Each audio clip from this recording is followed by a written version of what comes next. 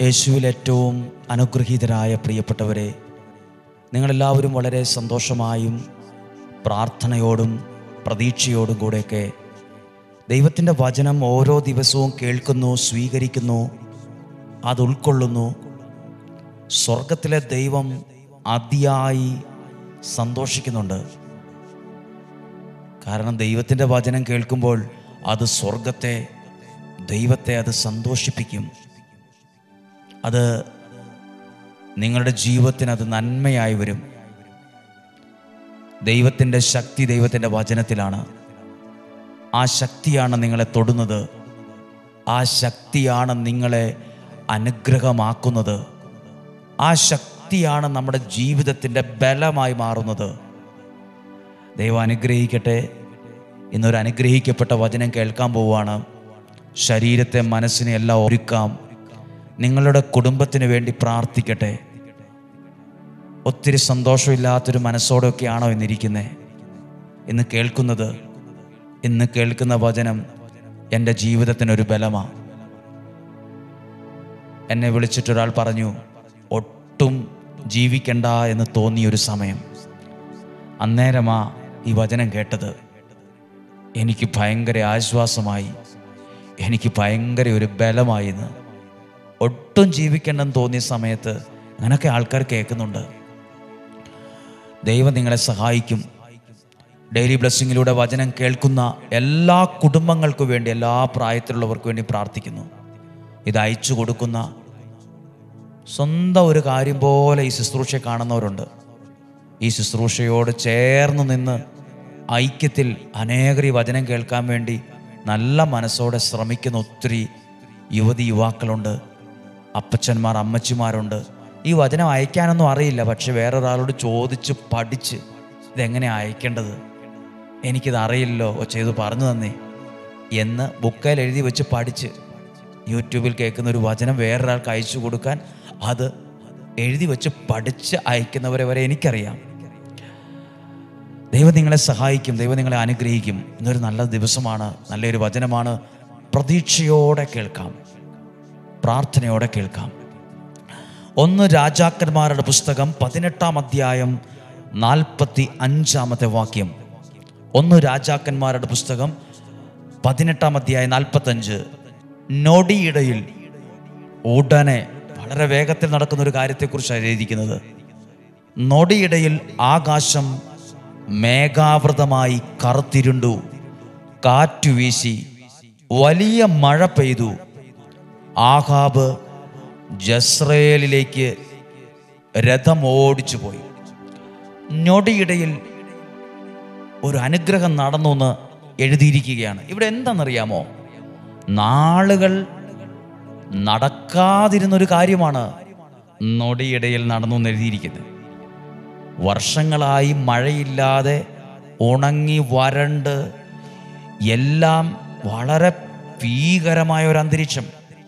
ആകാശം അടഞ്ഞു കിടക്കുന്ന സമയം, മഴയില്ലാതെ മനുഷ്യരും മൃഗങ്ങളും ജീവനുള്ളതൊക്കെയും വളരെ ഭാരപ്പെട്ടിരുന്ന സമയത്ത് നൊടിയിടയിൽ ആകാശം ഇരുണ്ടു, മേഘാവൃതമായി വലിയൊരു മഴ പെയ്തു. നടക്കാതിരുന്നൊരു കാര്യം എങ്ങനെയാ നടന്നേ? വർഷങ്ങളായി നടക്കാൻ ആഗ്രഹിച്ചിട്ട് നടന്നില്ല. പക്ഷെ ഇപ്പോഴെങ്ങനെയാ നൊടിയിടയിൽ നടന്നേ? അതെങ്ങനെയാന്ന് ഇതിനകത്ത് എഴുതിയിട്ടുണ്ട്. ഏലിയ കാർമൽ മലയുടെ മുകളിൽ കയറി മുട്ടുമടക്കി പ്രാർത്ഥിച്ചു, ത്യാഗത്തോടെ പ്രാർത്ഥിച്ചു. ആ പ്രാർത്ഥനയ്ക്ക് സ്വർഗം വിലയിട്ടു. ആ വിലയാണ് നടക്കാതിരുന്ന കാര്യം വേഗത്തിൽ നടന്നു കിട്ടാൻ കാരണമായത്. ഹല്ലേലൂയ. ശ്രദ്ധിക്കാമോ? ഇത് നമുക്ക് വേഗം വായിക്കുമ്പോൾ മനസ്സിലാകും. ആകാശം അടഞ്ഞു കിടക്കുവാണ്, ആകാശം പൂട്ടിക്കിടക്കുകയാണ്. നമ്മൾ പറഞ്ഞു നമ്മുടെ ജീവിതം ഇന്ന് അടഞ്ഞ ആകാശം പോലെയാണ് ആയിരിക്കാം. എല്ലാം അടഞ്ഞു കിടക്കുക, നോക്കിയിട്ട് ശരിയാകുന്നില്ല, പ്രാർത്ഥിച്ചിട്ട് ഉത്തരം കിട്ടുന്നില്ല, ജോലി നോക്കിയിട്ട് അത് ശരിയാകുന്നില്ല, കുടുംബജീവിതം അനുഗ്രഹമാകുന്നില്ല. ആകാശം അടഞ്ഞു കിടക്കുന്ന പോലെ. പിള്ളേരുടെ പഠനം അത്ര ശരിയാകുന്നില്ല, അവരുടെ ഭാവി അതെന്താ ശരിയാവും ഒന്നും മനസ്സിലാകുന്നില്ല. ഈ ജീവിതം എവിടെ ചെല്ലുമെന്ന് പിടികിട്ടുന്നില്ല. ഉത്തരം കിട്ടാത്ത ഒരു പിടി പ്രശ്നങ്ങൾ. ശ്രദ്ധിക്കാമോ? വർഷങ്ങളായി നടക്കാതിരുന്നൊരു കാര്യം വേഗത്തിൽ നടക്കുന്നു. അപ്പോൾ അതിന് എന്തോ ഒരു സീക്രട്ട് ഉണ്ട്. എന്തോ ഒരു താക്കോൽ ഉപയോഗിച്ചപ്പോഴാ ആകാശം തുറന്നത്. താക്കോൽ നമ്മൾ ഉപയോഗിക്കുന്നത് തുറക്കാനാണ്. താക്കോൽ, പ്രിയപ്പെട്ട, ഏത് താക്കോലാ ഏലി ഉപയോഗിച്ചത്? ഏലിയ കാർമൽ മലയുടെ മുകളിലേക്ക് നടന്നു കയറി ചെന്നു. എന്നിട്ട് അവിടെ മുട്ട നിന്നു. അതിനുശേഷം ശിരസ് മുട്ടുകൾക്കിടയിലാക്കിയിരുന്നു. കൂടെയുള്ള ഒരാളോട് പറഞ്ഞു, വല്ല മാറ്റമുണ്ടോ എന്ന് പോയി നോക്ക്. അദ്ദേഹം ഇങ്ങനെ പോയി നോക്കിക്കൊണ്ടേയിരുന്നു. അങ്ങനെ അവസാനം പറഞ്ഞു, ആകാശത്ത് ഒരു അടയാളം ഞാൻ കാണുന്നു. നൊടിയിടയിൽ നടക്കാതിരുന്ന ഒരു കാര്യം വേഗത്തിൽ നടക്കാൻ പ്രാർത്ഥന കാരണമായി. ഏലിയ കാർമൽ മലയുടെ മുകളിലേക്ക് കയറിപ്പോയില്ലേ?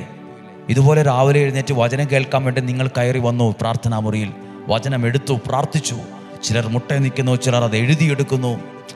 നടക്കാതിരുന്ന ഒരു കാര്യം ജീവിതത്തിൽ നടക്കും കേട്ടോ. നടക്കാതിരുന്നൊരു കാര്യം വേഗത്തിൽ നടക്കും കേട്ടോ.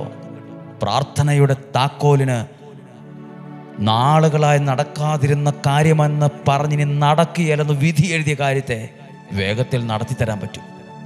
സ്വർഗത്തിലെ ദൈവം അത്രമേൽ അനുഗ്രഹം എന്ന ജീവിതത്തിലേക്ക് വരും. അവിടെ എഴുതിയിരിക്കുന്നത് വൻമഴ പെയ്തു എന്നാണ്. മഴ പെയ്യുമ്പോൾ എന്താ പ്രത്യേകത? അത് ആ സ്ഥലത്തെ നനയ്ക്കും, കുളിപ്പിക്കും, അല്ലെങ്കിൽ ആ ഒരു സ്ഥലത്തെ വെള്ളം കൊണ്ട് നിറയ്ക്കും. മഴ പെയ്തതുപോലെ, മഴ പെയ്യുന്നത് പോലെ സ്വർഗത്തിൽ നിന്ന് അനുഗ്രഹം വന്ന് നിന്നെ സന്തോഷിപ്പിക്കുന്നത്, നിറയ്ക്കുന്നത്, അതിൽ നിന്നെ നിറയ്ക്കുന്നത് കാണാൻ പറ്റുമോ? അനുഭവിക്കാൻ കഴിയുമോ? പ്രാർത്ഥിച്ച അനേകർ അങ്ങനെയാ. ഒരിക്കലും നടക്കില്ലെന്ന് വിധി പറഞ്ഞ ചിന്തിച്ച കാര്യം നടന്നു കിട്ടിയത്. ചുമ തലങ്ങും വിലങ്ങും ഓടിയിട്ട് കാര്യമില്ല. ചുമ ഒച്ച വച്ചിട്ടും ബഹളം വെച്ചിട്ടുമല്ല. ചുമ ടെൻഷൻ അടിച്ചിട്ടും ഇങ്ങനെ ഭ്രാന്ത് കളിച്ചിട്ടും കാര്യമില്ല. വെപ്രാളപ്പെട്ടിട്ട് കാര്യമില്ല. പ്രാർത്ഥന എന്ന ത്യാഗത്തോടെയുള്ള പ്രാർത്ഥന അത്ഭുതങ്ങൾ നൊടിയിടയിൽ സംഭവിക്കാൻ കാരണമാകും. ഒരിക്കൽ കൂടി കേൾക്കുക. അടഞ്ഞ ആകാശത്തെ ആർക്കും കയറി തുറന്ന് ഒന്നും ചെയ്യാനൊക്കത്തില്ല. പക്ഷേ ഒരു മലയുടെ മുകളിൽ കയറി പ്രാർത്ഥിച്ചപ്പോൾ ആകാശത്തെ തുറക്കാൻ ഏലിയായ്ക്ക് കഴിഞ്ഞെങ്കിൽ പ്രാർത്ഥന എന്ന കാര്യം കൊണ്ട് ഈ വചന കേൾവിയിലൂടെ നിങ്ങളുടെ മുമ്പിലുള്ള തടസ്സത്തെ തുറക്കാൻ പറ്റും. തടസ്സത്തെ നിങ്ങൾക്ക് വകഞ്ഞു മാറ്റാൻ പറ്റും. തടസ്സം പിന്നെ എതിലേ പോയി എന്നറിയത്തില്ല. വൻമഴ പെയ്തു, ചെറിയൊരു ചാറ്റൽ മഴ പെയ്തു എന്നല്ല. പ്രാർത്ഥനയ്ക്കുത്തരം വൻമഴ തന്നെയാണ്. പ്രാർത്ഥനയ്ക്കുത്തരം ചാറ്റൽ മഴയല്ല. ചെറിയ മഴ ഒന്ന് മണ്ണ് നനയാൻ പെയ്തു പോയിന്ന് പോലല്ല. അത് മഴ പെയ്തു എന്ന് ആര് നോക്കിയാലും അറിയാൻ പറ്റുന്ന രീതിയിലാണ് വൻമഴ പെയ്താലുള്ള പ്രത്യേകത. മുഴുവൻ വെള്ളവും അതെല്ലാം കാണുമ്പോൾ തന്നെ അറിയാം വലിയൊരു മഴ ഇവിടെ പെയ്തായിരുന്നു എന്ന്. കാണുന്നവർക്ക് തന്നെ അറിയാൻ പറ്റും. നിങ്ങൾ ദൈവത്താൽ അനുഗ്രഹിക്കപ്പെട്ടത് കാണുന്നവർക്ക് വരെ അറിയാൻ പറ്റും. നിങ്ങളുടെ കുടുംബം അനുഗ്രഹിക്കപ്പെടുന്നത് പുറമേ നിന്ന് നോക്കുന്നവർക്ക് പോലും പിടികിട്ടുന്ന വിധത്തിൽ അനുഗ്രഹമാകാൻ തുടങ്ങും. നാളുകളായി നടക്കാതിരുന്ന കാര്യം നടക്കാൻ വേണ്ടി ഇന്നൊന്ന് പ്രാർത്ഥിച്ചേ. ചിലപ്പോൾ ഒരു ജോലിയായിരിക്കാം, ഒരു പരീക്ഷയുടെ വിജയമായിരിക്കാം, വീടിൻ്റെ പണി പൂർത്തിയാകാത്തതായിരിക്കാം, ഒരു ലോണ് കിട്ടാത്തതാകാം, എന്ത് പഠിക്കണമെന്ന് ആഗ്രഹിച്ചൊരു കാര്യമാകാം, അല്ലെങ്കിൽ ഒരാളുടെ മാനസാന്തരമാകാം. എന്തു കാര്യം നാളുകളായി നോക്കിയിട്ട് നടക്കുന്നില്ല. ഇന്ന് അതിനു വേണ്ടിയാണ് പ്രാർത്ഥിക്കാൻ ദൈവത്തിൻ്റെ നിയോഗമുള്ളത്. ഒന്ന് പ്രാർത്ഥിച്ച്, കർത്താവേ, നാളുകളായി നടക്കാത്ത ഇന്ന വിഷയങ്ങൾ ഞങ്ങളുടെ ജീവിതത്തിലുണ്ട്. അടഞ്ഞു കിടക്കുന്ന ആകാശം പോലാണ്. ഒന്നും വിൽക്കാൻ പറ്റുന്നില്ല, മേടിക്കാൻ പറ്റുന്നില്ല, താമസിക്കാൻ പറ്റുന്നില്ല, ഒരുമിച്ചായിരിക്കാൻ പറ്റുന്നില്ല, വിസ കിട്ടുന്നില്ല, ഇൻ്റർവ്യൂ കിട്ടുന്നില്ല, ഒന്നും ശരിയാകുന്നില്ല, ജയിക്കാൻ പറ്റുന്നില്ല, രോഗം സൗഖ്യമാകുന്നില്ല, ഒരു സന്തോഷത്തോടെ ജീവിക്കാൻ പറ്റുന്നില്ല. പല കാര്യങ്ങളും ആഗ്രഹിച്ചു. പക്ഷെ അത് വിചാരിക്കാത്ത സമയത്ത് നൊടിയിടയിൽ അത് തരാൻ ദൈവത്തിന് പറ്റും കേട്ടോ. എങ്ങനെയാ അത് സംഭവിച്ചതെന്ന് ഈ പുസ്തകത്തിൽ എഴുതിയിട്ടുണ്ട്. ഒരാളുടെ പ്രാർത്ഥന ദൈവം അതിന് വിലയിട്ടതാണ് ആ അനുഗ്രഹമായി വന്നത്. നിങ്ങൾ ഈ വചനം കേട്ട് പ്രാർത്ഥിക്കുന്നത് ഒരു ദൈവം അതിന് വിലയിടും. രാവിലെ എഴുന്നേൽക്കുന്ന ബുദ്ധിമുട്ടാണ്. എല്ലാവരും എഴുന്നേൽപ്പിക്കുന്നു, ഒരുമിച്ച് കൊണ്ടുപോയിരുത്തുന്നു, ഉറങ്ങാതെ അത് കേൾക്കുന്നു. അഥവാ അല്പം ഉറങ്ങിപ്പോയാൽ ഭയങ്കര ടെൻഷൻ. ആ സമയത്ത് കേൾക്കാൻ പറ്റിയില്ലല്ലോ.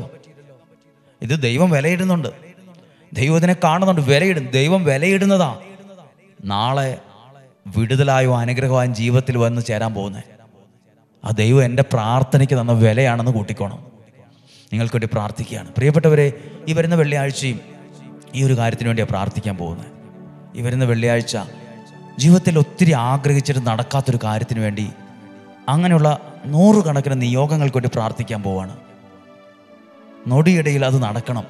വിവാഹമാകാം, ജീവിതമാകാം, കുഞ്ഞുങ്ങളെ ലഭിക്കാത്തതാകാം, അല്ലെങ്കിൽ ഒരു ജോലി കിട്ടാത്തതാകാം.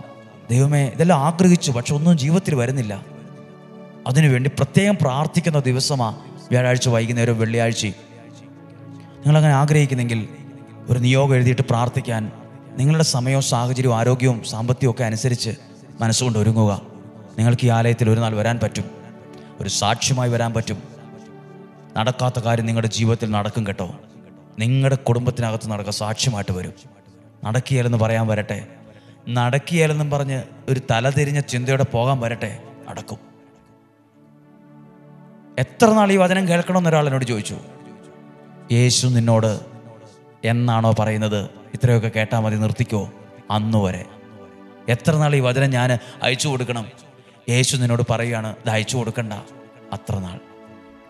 യേശു എന്നോട് പറയുന്നവരെ പ്രസംഗിക്കുക, യേശു എന്നോട് പറയുന്നത് വരെ ഇത് വിശ്വസിക്കുക, യേശു എന്നോട് പറയുന്നത് വരെ ഈ ശുശ്രൂഷ ചെയ്യുക.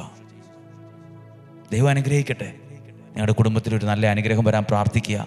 എല്ലാ വ്യാഴാഴ്ചയും ധാരാളം ആളുകൾ ഇവിടെ വന്ന് താമസിക്കാറുണ്ട്, വെള്ളിയാഴ്ച ശുശ്രൂഷയിൽ പങ്കെടുക്കാൻ. അതുകൊണ്ട് വ്യാഴാഴ്ചയും വൈകുന്നേരം 6 മണി മുതൽ ശുശ്രൂഷകളുണ്ട്. വൈകുന്നേരം കുർബാനയുണ്ട്, പ്രാർത്ഥനയുണ്ട്, ജപമാലയുണ്ട്. പ്രാർത്ഥിക്കുന്ന ദിവസമാണ്. വെള്ളിയാഴ്ച അതിരാവിലെ 6 മണി തൊട്ട് തുടങ്ങും. 9-8:30 തൊട്ട് ഔദ്യോഗികമായി പ്രാർത്ഥന ആരംഭിക്കും. നിങ്ങൾക്കും പങ്കെടുക്കാം. നാളുകളായി നടക്കാത്തൊരു കാര്യവുമായിട്ടാണോ പ്രാർത്ഥിക്കുന്നത്? ഈ വരുന്ന വെള്ളിയാഴ്ച അങ്ങനെ ഒരു കാര്യത്തിന് വേണ്ടി പ്രാർത്ഥിക്കാൻ പോവുക. സമീപത്തുള്ളവരും ദൂരെയുള്ളവരും ഒക്കെ കേൾക്കുക. ഇനി വരാൻ സാധിക്കുന്നില്ല, ഈ വചനം അനേകർക്ക് അയച്ചു കൊടുക്കും ഒരു നിയോഗത്തോടെ. അതിലൂടെ നിങ്ങളുടെ ഒരു കാര്യത്തെ ദൈവം അനുഗ്രഹമാക്കി തരട്ടെ. നാളുകളായി ലഭിക്കാത്ത കാര്യം ദൈവം എൻ്റെ ജീവിതത്തിൽ വരുവാൻ ഈ വചനം അനുഗ്രഹമാകണമേ. പ്രാർത്ഥിക്കാം. നമ്മുടെ കർത്താവ് ഈശോ മിശിഹായുടെ കൃപയും പിതാവായ ദൈവത്തിൻ്റെ സ്നേഹവും പരിശുദ്ധാത്മാവിൻ്റെ സഹവാസവും നിങ്ങളോടുകൂടെ നിങ്ങളുടെ പ്രാർത്ഥനയിൽ, നിങ്ങളുടെ ജീവിതത്തിൽ, നിങ്ങളുടെ കുടുംബത്തിലുണ്ടായിരിക്കട്ടെ. നാളുകളായി നടക്കാതെ അടഞ്ഞുകിടന്ന ആകാശമാണ് മഴ പെയ്യാതെ. പ്രാർത്ഥിച്ചൊരു മനുഷ്യനത് തുറന്നു. ആകാശം തുറന്നു, മഴ പെയ്തു എന്ന്. ആകാശം മാത്രമല്ല, ജീവിതത്തിൽ എന്ത് തടസ്സമാകട്ടെ പ്രാർത്ഥിച്ച് തുറക്കാൻ പറ്റുമെന്ന് അതിൻ്റെ അർത്ഥം. നാളുകളായി നടക്കാത്ത കാര്യം ജീവിതത്തിൽ നടക്കുമെന്ന് അതിൻ്റെ അർത്ഥം. എങ്ങനെയാലും അല്ല, ഞൊടിയിടയിൽ ഉടനെ തന്നെ. ചെറിയൊരു ചാറ്റൽ മഴ പെയ്തു എന്നല്ല, വൻമഴ. അത് നിന്നിലത് സംഭവിക്കട്ടെ, നിങ്ങളുടെ ജീവിതത്തിൽ അത് സംഭവിക്കട്ടെ. എല്ലാവിധ രോഗങ്ങളിൽ നിന്നും അപകടത്തിലും ദുർമരണത്തിൽ നിന്നും ദൈവം നിങ്ങളെ സൂക്ഷിക്കട്ടെ. ദൈവത്തിൻ്റെ സഹായം നിങ്ങൾ അനുഭവിക്കട്ടെ. ദൈവത്തിൻ്റെ കരുണ നിങ്ങൾ അനുഭവിക്കട്ടെ. ദീർഘായുസ്സും ആരോഗ്യം ഉണ്ടാകട്ടെ, സന്തോഷവും സമാധാനം ഉണ്ടാകട്ടെ, സമ്പത്തും ഐശ്വര്യവും ഉണ്ടാകട്ടെ. ദൈവത്തോടുള്ള ബന്ധം വർദ്ധിക്കട്ടെ, വിശ്വാസം വർദ്ധിക്കട്ടെ. അനുഗ്രഹമുള്ള ഒരു തലമുറ എഴുന്നേൽക്കട്ടെ. ദൈവത്തിൻ്റെ വചനവുമായി നിൽക്കുന്ന അനേകർ എഴുന്നേൽക്കട്ടെ. ഈ ശുശ്രൂഷയിൽ അനേകർ പങ്കെടുക്കട്ടെ. അനേകർ ഈ ആലയത്തിൽ ഒന്ന് പ്രാർത്ഥിക്കാൻ ഇടയാകട്ടെ. ദൈവനാമ മഹത്വത്തിന് കാരണമാകട്ടെ. പേരിനോ പ്രശസ്തിക്കോ അല്ല, ദൈവനാമ മഹത്വത്തിന് കാരണമാകട്ടെ. ഈശോയുടെ നാമത്തിൽ ഡെയിലി ബ്ലെസ്സിംഗ് വചനം കേൾക്കുന്ന എല്ലാ പ്രിയപ്പെട്ടവരെയും അയച്ചു കൊടുത്തവരെയും അനുഗ്രഹിച്ച് പ്രാർത്ഥിക്കുന്നു, ഇപ്പോഴും എപ്പോഴും എന്നേക്കും. ആമേൻ. ദൈവം അനുഗ്രഹിക്കട്ടെ. നിയോഗ പ്രാർത്ഥന ഈ ആലയത്തിൽ വന്ന് സ്വീകരിച്ചവർ ഈ സമയത്ത് മെഴുകുതിരി വെച്ച് കത്തിച്ചു വെച്ച് പ്രാർത്ഥന ചൊല്ലുക. ഞങ്ങൾ നിങ്ങൾക്ക് വേണ്ടി പ്രാർത്ഥിക്കുകയാണ്. ഇവിടെ വരാൻ ആഗ്രഹമുള്ളവർക്ക് വേണ്ടി പ്രാർത്ഥിക്കുന്നു. ഈ വെള്ളിയാഴ്ച അനുഗ്രഹത്തിൻ്റെ ദിവസമാണ്. ഈ വചനം അനേകർക്ക് എത്തിച്ചു കൊടുക്കുക. ഒരു നിയോഗം പോലെ, നേർച്ച പോലെ കൊടുക്കുക. വചനത്തിലൂടെ നിങ്ങളും അനുഗ്രഹിക്കപ്പെടട്ടെ. നാളെയും 5:30 നമുക്ക് ഒരുമിച്ച് കാണാം, ഒരുമിച്ച് പ്രാർത്ഥിക്കാം. ദൈവം നമ്മെ സൂക്ഷിക്കട്ടെ, സഹായിക്കട്ടെ. ആമേൻ.